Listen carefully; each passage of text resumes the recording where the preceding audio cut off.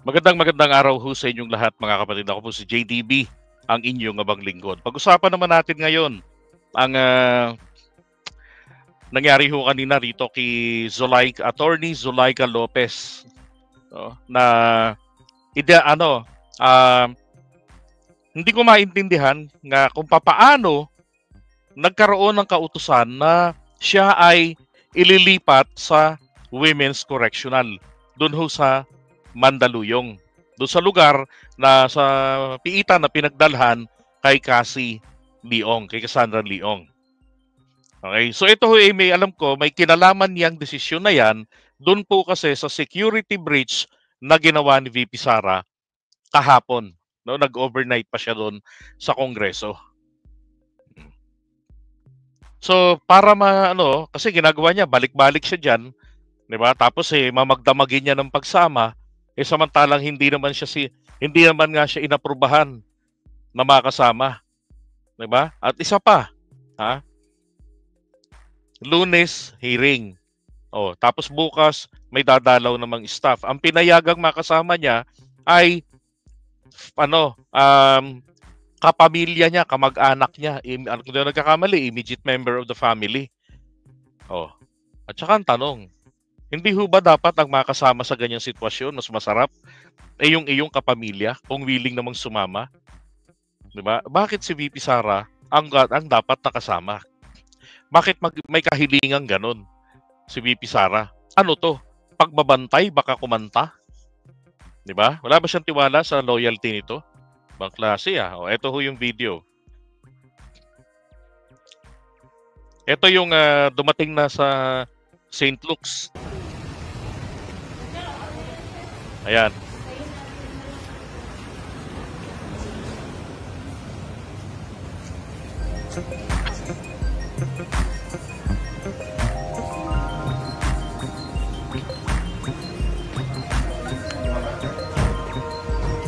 Ma'am, kumusta po siya, ma'am?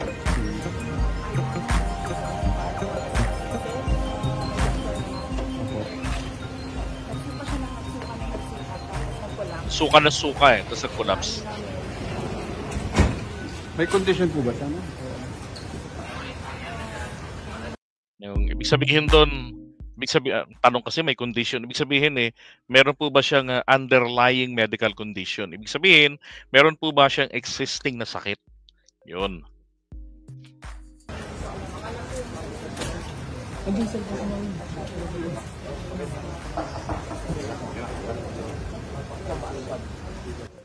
Take note, scoliosis po sakit nito.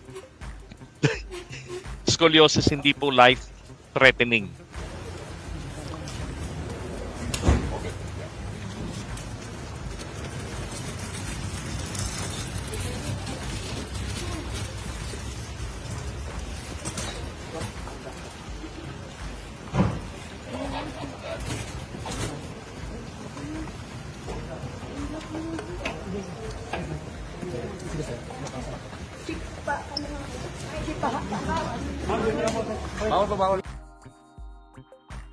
Okay, so ito naman yung isa. They read something which you did not want to read, and what exactly did they take from you aside from your cell phone, or is it just your cell phone, and how are you able to access the internet at this point? Thank you. What happened was, nakapajama na kami kasi we're going to sleep, and their light is already closed, like this, dark. And then, they, like that on your door, like back, and then just entered. Because in this facility, the lock is outside. I mean, people can just go back. That's what they did. They ran it, but it was just not one person, which is the usual. Like, for example, ma'am, nandito na po yung pagkain nyo. It was not like that. So we were parang surprised. What's that about? Kasi matutulog na kami, di ba? Tapos yun, suddenly they all came in PNP, and then some other person in parang uniform. Lahat po sila dumating. And then they said they want to read me an order. And I said, I don't understand. When I came in, nag-read na po kayo an order. What order is this? And then she said, allow me to read it to you. And then binabasa niya, pero tinignan ko na yung order sa baba, nakalagay doon transfer to Women's Correctional. So I said, I'm not going anywhere. I need my lawyers now. And then he said, no, there is no need for a lawyer. There's no need kasi we are just doing our job and to serve this. We're just doing this to serve. Yeah, and then they said na parang, tsaka, why will you need your lawyer? Nandito ba yung lawyer mo? Sabi ko, hindi, wala.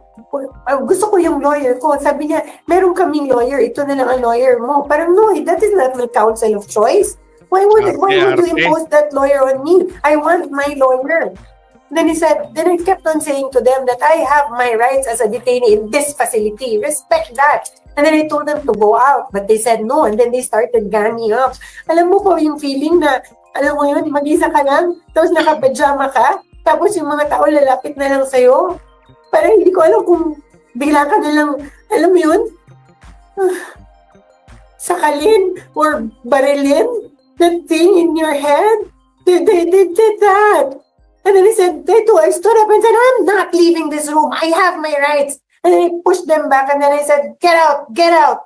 And then they went, then they kept on saying na parang so many other things. They're just serving this, doing their job. It was an order, blah, blah, blah. I didn't anymore. I did. I just told them to step out of my room because as a detainee of this facility, this is my area. Do not come in. Tapos the moment they came, when they went out, I already pushed that by myself. That you see that bed? I pushed that all the way to the door para they cannot go in. Yun. And then I called the vice president because she was here. And then she came, after a while, she came and then pumasok na kami sa room. And hindi ako lalabas. Hindi ako lalabas. Please, pwede magtanong. And, sorry, just very quickly, Jason, if I may. Sorry. Go ahead. So after you pushed back, attorney, they left the room, no? Tama ba? Did they appreciate that, that detail accurately? Oh, because I think alam din naman nila na mali yung ginagawa nila. You don't serve people in the dead of the night. What is that? You serve, di ba, official business hours? Because hindi naman po ako criminal eh. I am not a criminal. I am already here in their facility. I have assured them already that I will attend their hearing on Monday. So why will they treat me like that? So that's why I said, I want my lawyers. I want my lawyers. Glasses. Last my end, Jace, if I may, no. Jason, follow up.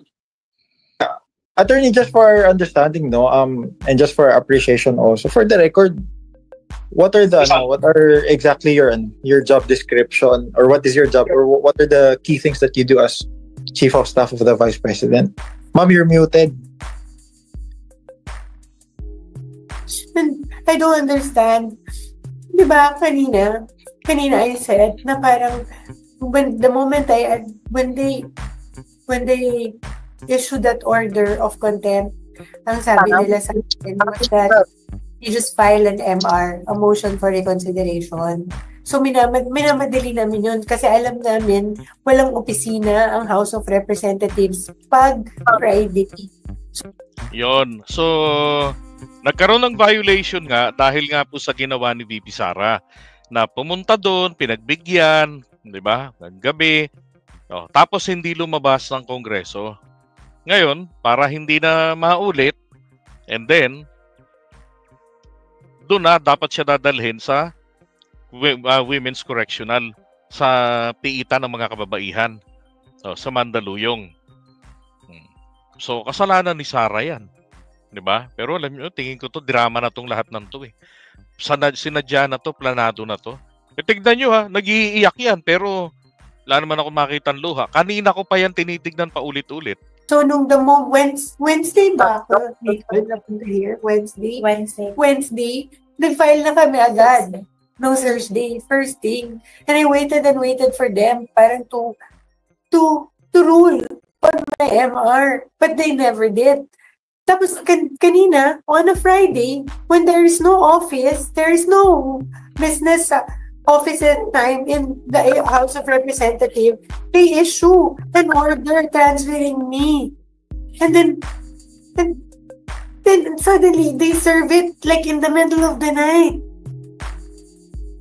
Oh, what does that tell you? Diba? Paano sila nakaka-rule on may transfer? Hindi man nila na-rule yung aking motion for reconsideration. That's why I said, hindi ako sasama. Pwede naman kasi nag-file kayo, 'di ba? Bigyan nyo naman ng oras na makapag-isip sila. So pwedeng nasa Mandaluyong ka, 'di ba? At pag nag-grant yung MR, di balik ka dun sa kulo diyan sa House of Representatives. Ganun lang naman kasimple yun eh.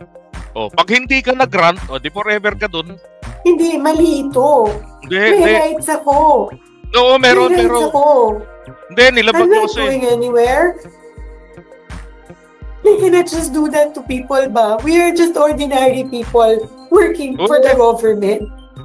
Ordinary, diba? ha? We just do our best every day to work for a better country. Tapos ganito, that's what they treat us. That's how they treat you. Bakit naman ganyan? Ano klaseng, wala nang batas, wala na, there is nothing in this country. Wala na pong batas na nag-work.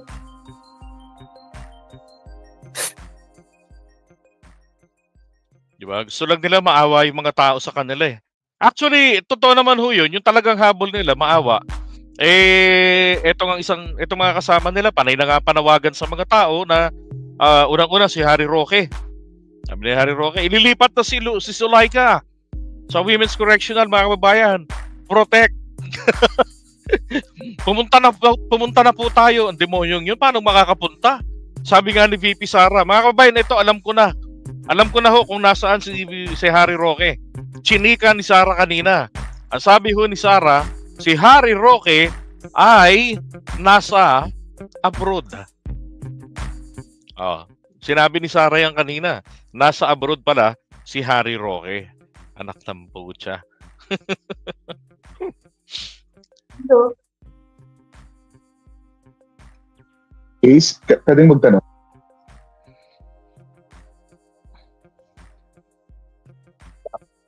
Lilis, tanong na. Go ahead, Jason. Next question, please. Yes, Attorney, do you consider this po, itong nangyayari po sa inyo ngayon as an injustice? Do you consider your situation as a form of harassment? And my follow-up question po, Attorney, sa nangyayari po ngayon, sa ginagawa po sa Office of the Vice President, can we still trust this government? Grabe no, ang tanong, sa nangyayari po ba ngayon? Can we still trust the government? Of course. Pero syempre, ang tamang sagot po dyan is not anymore. Diba? Yun ang inaabangan niya. Tinan yung lokong ito ha. Halatang drama ng mga to eh. Paulit-ulit yan.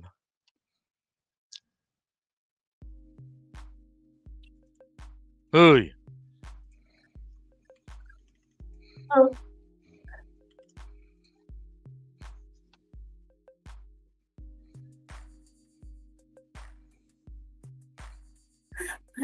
And, is it on mute? Is it on mute? No. Can you hear us po? You're online, ma'am. Go ahead, ma'am. Go ahead. Sorry. Alam mo, I would not have pushed that bed by myself if I did not feel that I was being threatened. My life is being threatened. Alam niyo, I'm sure you saw in the hearing that my back hurts. I cannot parang lift heavy things. I cannot. But dahil natakot ako, I feared for my life. I really pushed that by myself.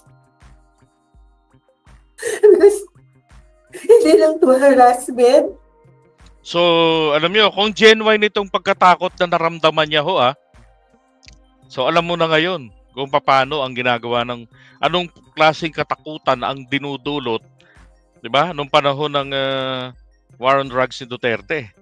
No, lalo na ron sa mga inosente, lalo na ron sa mga nagtinuuna, yung mga tumigil na.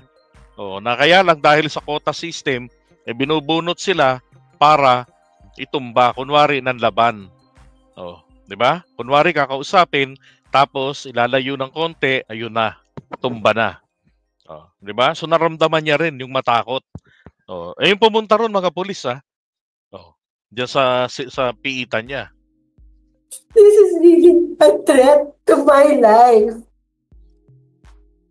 Hindi naman, sabi nga ni Sarah kanina, bakit ako matakot dito?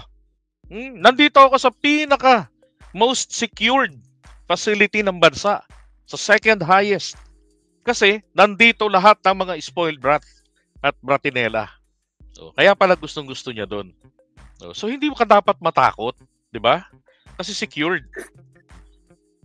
They gang up on you in the middle of the night? Huh? How is that done? Is that a threat to my life? Alam nila that I'm sick. I have said that repeatedly when their doctor came here. They bring 9, 10 people to serve you in the middle of the night in your pajamas. This is a threat to my life. It's not harassment. Alam mo, hindi naman ganito to kahapon eh. Tinakot to ni Sarah, malamang eh. Siya lang yung dumadalaw dyan eh. Tapos ayan na. Di ba? Takot na tuloy. Yes, ma'am, we feel you. That's what they did po sa Kingdom of Jesus Christ. But my follow-up question, ma'am, can we still trust this government sa nangyayari po ngayon sa OVP, sa ginagawa po nila against the office of the Vice President? Can we still trust this government? Wala nang batas sa bansang ito. Wala na pong batas. Wala na pong mata sa bansang ito. Kawawa naman po ang Pilipino. Oh?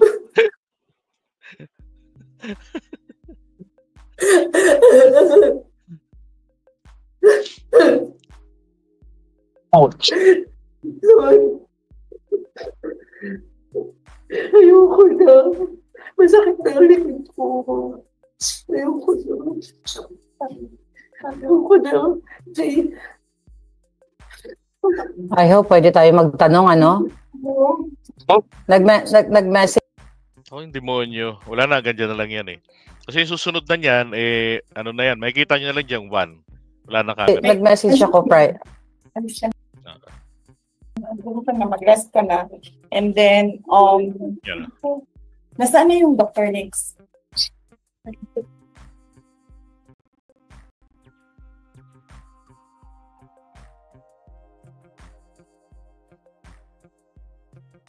Okay.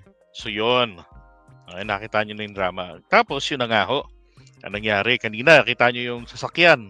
No? Pero bago ho yun nagka-tension pa. Ito rin naman ho kasi isang problemang nakita ko rito.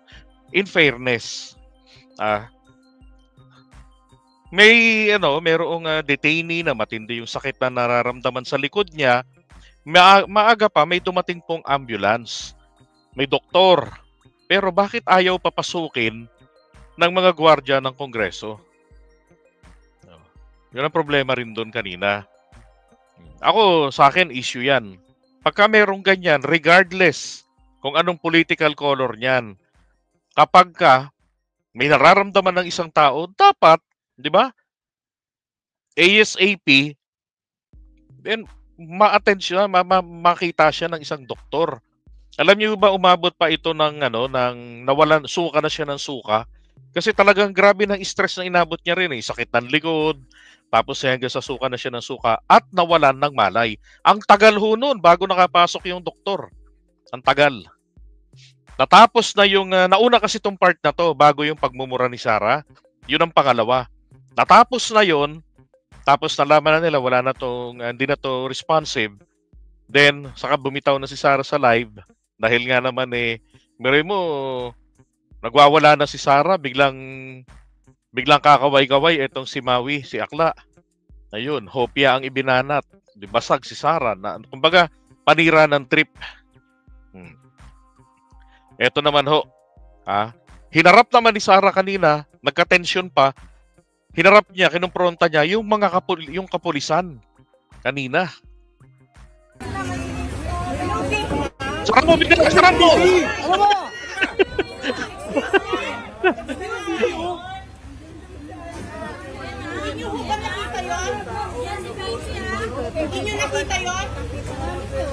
Loko tong pulis na to.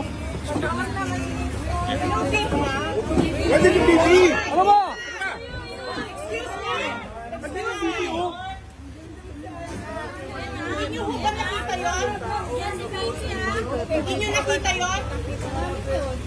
Bakit naman kasi kinakailangan tumambay dyan sa likuran, di ba?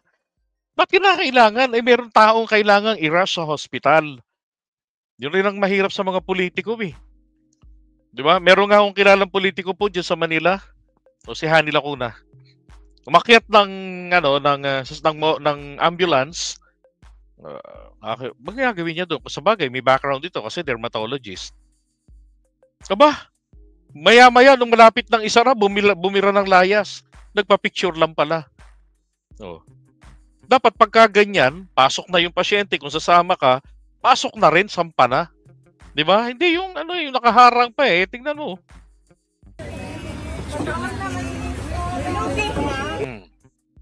Di ba? Etong mga taga-ambulance nga, umalis eh.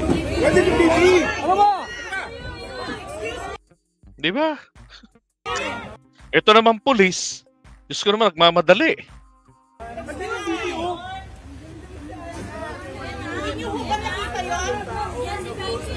Hindi nyo nakita yun? Suspect? Hindi ito convict. Ma'am, dadalhin po namin sa St. Luke's. Dadalhin po namin sa St. Luke's. Kanina, sinabihan kayo sa St. Luke's. Dinala nyo dito. Hindi ko po alam. Ibang driver po yun. Nako, sir. Ibang driver po yun. Hindi po namin alam yun. But you did what you did. You saw it. You saw it. It's on video. Huwag, sir. Saan yung abogado? Asan yung abogado ni Laika? Ikaw yung abogado nila, ikaw eh.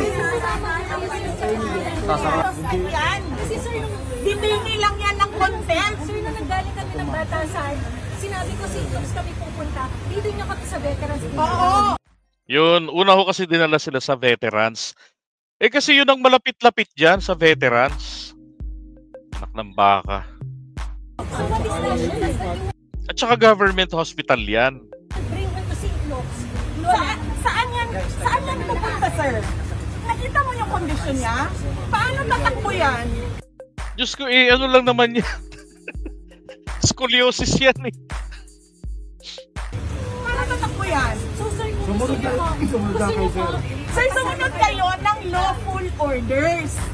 Huwag yung alam nyo na injustice na siya sa mga tao. Huwag kayong bakla. Ay!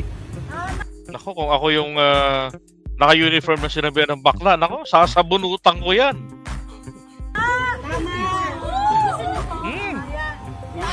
Mga polis. Grabe. Hindi mo makukuha maging kakampi yung mga polis, Sara. Di ba? Inaasar mo pa.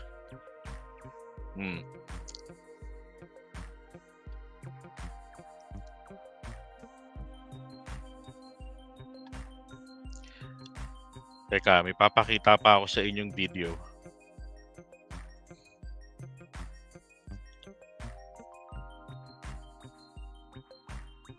Grabe yung hindi tama itong ginagawa na to nila Sara. Di ba? Alam nyo, sa haba ng pagmumura niya ni isa, wala siyang sinagot doon sa issue. Pero meron siyang pinuna, yung sa sobre, di ba? Ni Gloria Mercado. Oh. Pero yung issue sa kanya, etong sila Fernando Tacos, ba yun? Sila Mary Grace.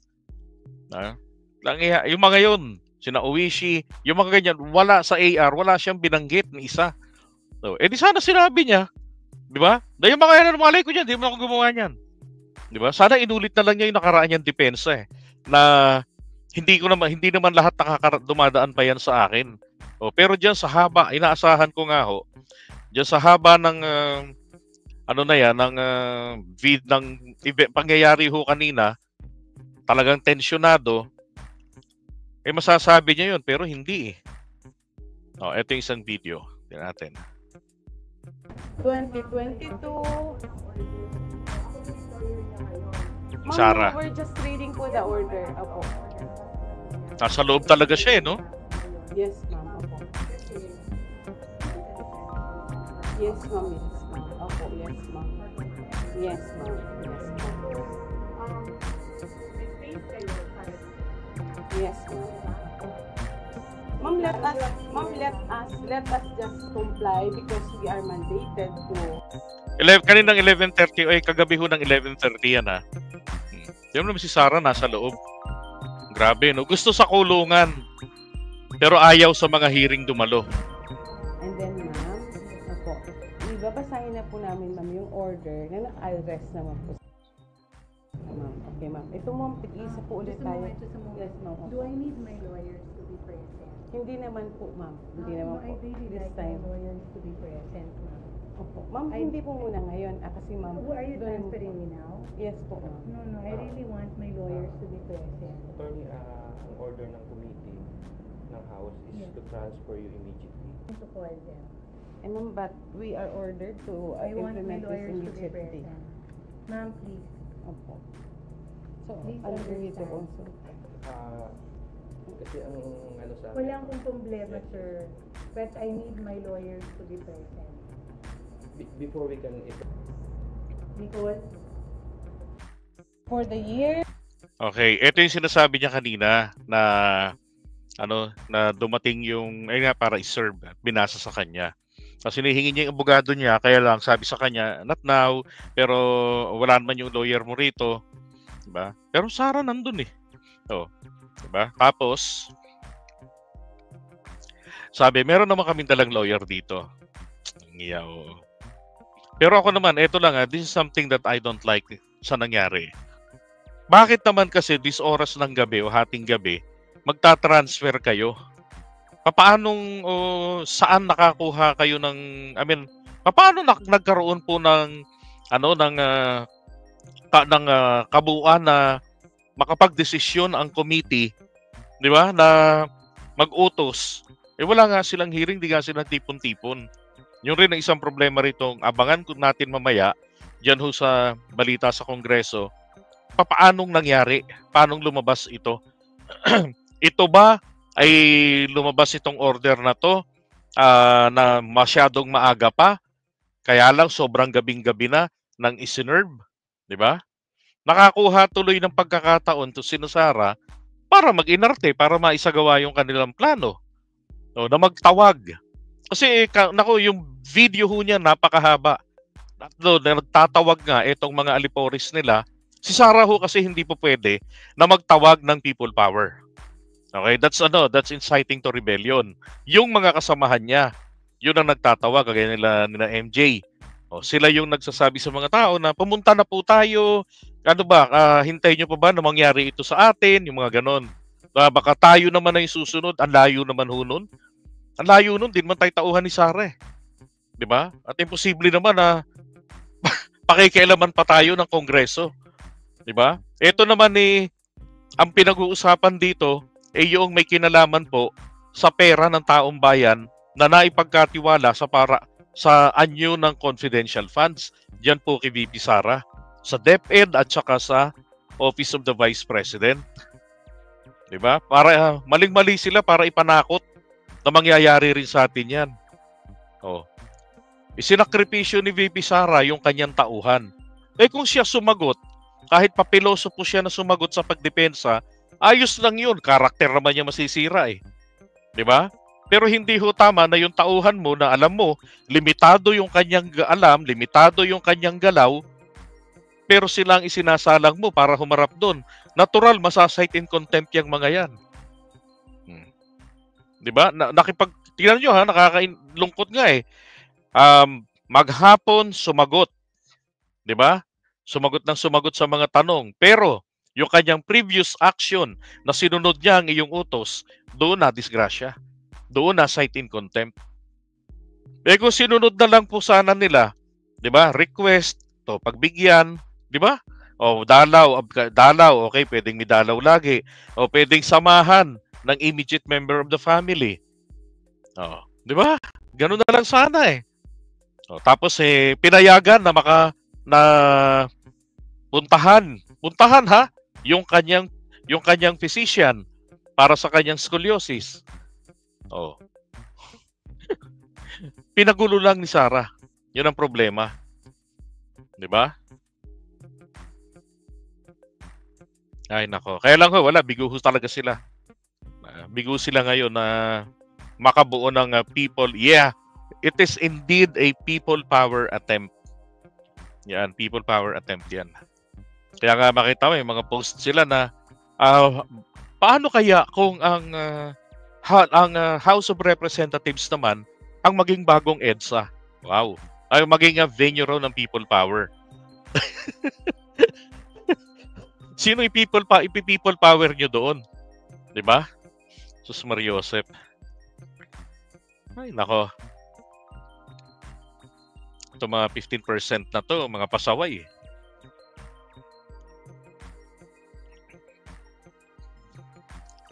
Ngayon, ang dapat lang ritong mabantayang maigi, tama nga yung comment ng isa kanina, since ito naman hindi naman life-threatening itong sakit ni Zuleika, 'di ba? Naging unresponsive dahil nga sa pagsusuka, hinimatay. Matindi yung sakit kanina ng likod niya. Ngayon she's okay naman na. 'Di ba? May doktor na. Ang inaalala ko nito, baka hindi na nila ito ibigay doon sa mga pulis para ibalik diyan. Well, yan naman nako, another contempt na naman 'yan. At kasiraan na naman 'yan ni Sara. And again, wala naman ho siyang sinagot doon sa issue na ibinabato sa kanya tungkol doon sa mga sa like katulad nila Mary Grace Piatos. Wala man lamang siya sinagot doon na dapat nga yun ay binanggit na ni Sara kanina. Okay, so abangan po natin mga kababayan yung susunod pa ng mga pangyayari. No, sana wala nang ganitong drama, 'di ba? Humarap na lang sila pare-pareho sa hearing na darating, sagutin ng maayos, idepensa yung kanilang sarili sa mga tanong ng mga kongresista. Wag na yung marami pang mga kuskus balungos. Maliwanag naman talaga na mayroong nangyaring kababalaghan. Sagutin na lang ito para sa taong bayan. And after all, deserve ng taong bayan na malaman ano ang nangyari sa pera namin. 'Di ba? Na naging confidential funds para sa kaayusan. Anong nangyari